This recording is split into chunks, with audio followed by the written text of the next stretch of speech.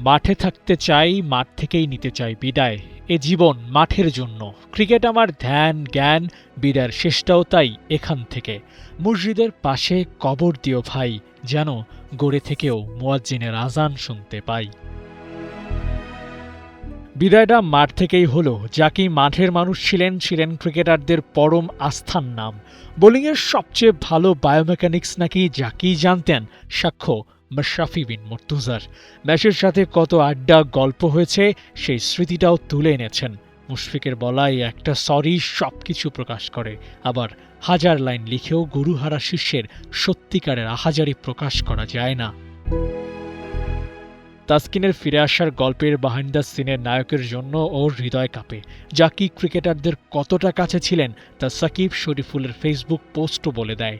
অনূর্ধ্ব-19 জয়ের স্মৃতিটাও শরীফুলকে এখনও তাড়িয়ে বেড়াচ্ছে। বিশ্বাসই হচ্ছে না নেই প্রিয় কোচ।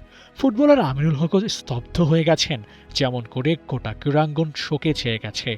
বিসিবিও জানে এই শোক কাটানো কষ্টই বটে। বিপিএলে ঢাকার কোচ হয়ে মাঠে এসেছিলেন, ফিরলেন স্মৃতি হয়ে। মৃত্যুর কোলে ঢলে পড়ার আগেও প্রতিপক্ষকে হারানোর ছক এঁকেছিলেন, কিন্তু মৃত্যু এগিয়ে এলে তাকে হারানোই মুশকিল। জাকিও সেটা পারেননি, ছুটে চলেছেন অসীমের পথে। ততক্ষণে মাঠে নেমেছে তার দল ঢাকা ক্যাপিটালস। জাকির সাজানো গেম প্ল্যান প্রতিটা ক্রিকেটারের মগজে খোদাই করে সাঁটানো, তা বাস্তবায়ন করে জয় নিয়ে মাঠ ছেড়েছে ঢাকা ক্যাপিটালস। শোক যেন এদিন হয়ে উঠেছিল শক্তি। জাকির মৃত্যুতে পরিবারের পাশে দাঁড়িয়েছে ঢাকা ক্যাপিটালস। পরিবারের ভরণ পোষণের দায়িত্বটা ওরাই নিয়েছে। স্বজন হারানোর বেদনার কাছে হয়তো সব কিছুই না, তবে বিপদে পাশে দাঁড়ানোটাও দায়িত্ব। যেমন করে ক্রিকেটারদের ক্রিকেটেও চরম বিপদে পাশে দাঁড়াতেন জাকি, তার বিদায়ের পর সেটাই প্রকৃতি ফিরিয়ে দিয়েছে।